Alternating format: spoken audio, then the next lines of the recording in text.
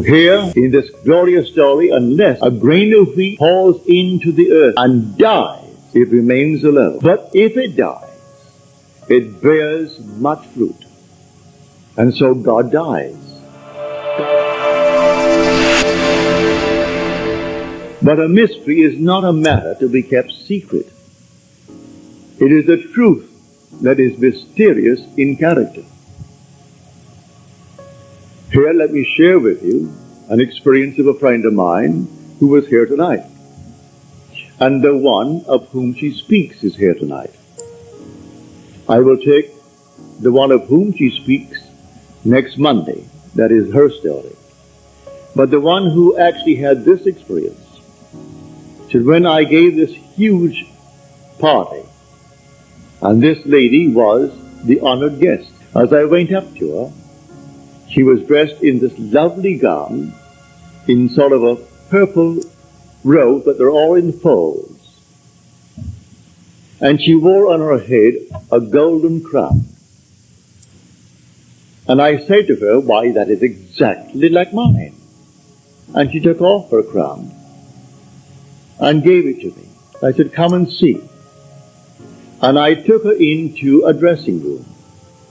And there on the dressing table was the little figurine, not more than 4 or 6 inches tall, with the same folds in that carved onyx.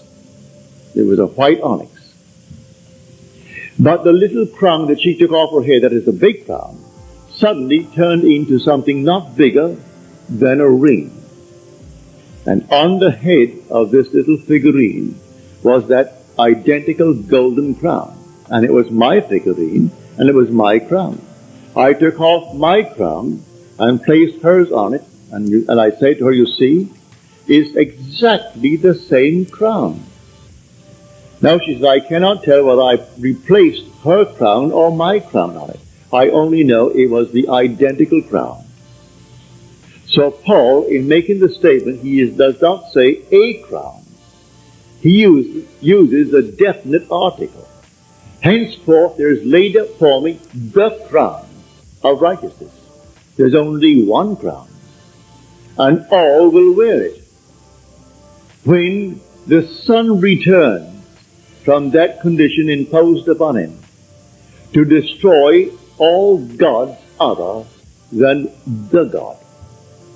So any belief in a God outside of your own wonderful human imagination, your own wonderful I amness, that's a false God.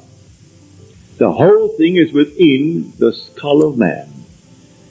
And this is the dream of life, and you and I are dreaming it. It is God in man dreaming the dream of life, and the Son is executing the dream.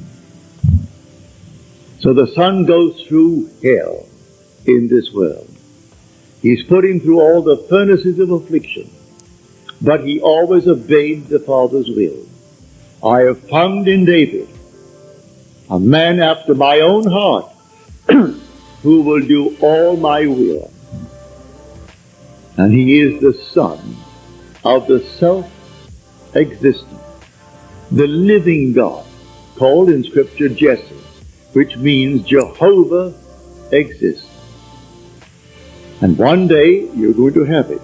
When it happens to you, may I tell you, so many within the sphere are happening now. It's all coming up.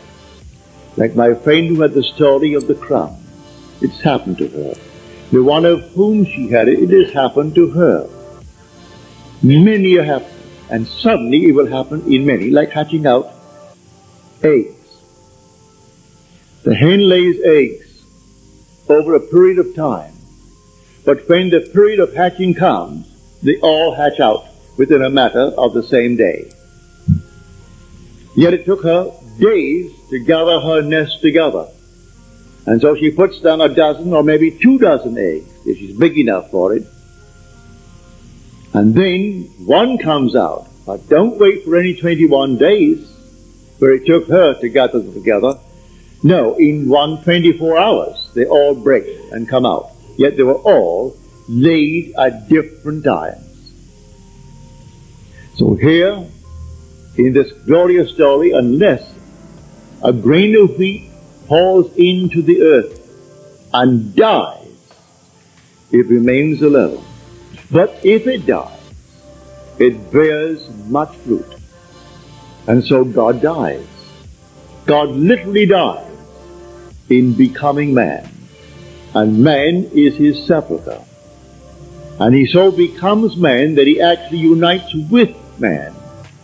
And man thinks that he is alone and that no one cares. And yet the one who is suffering all the time is the God in him and his Son who is doing all the work.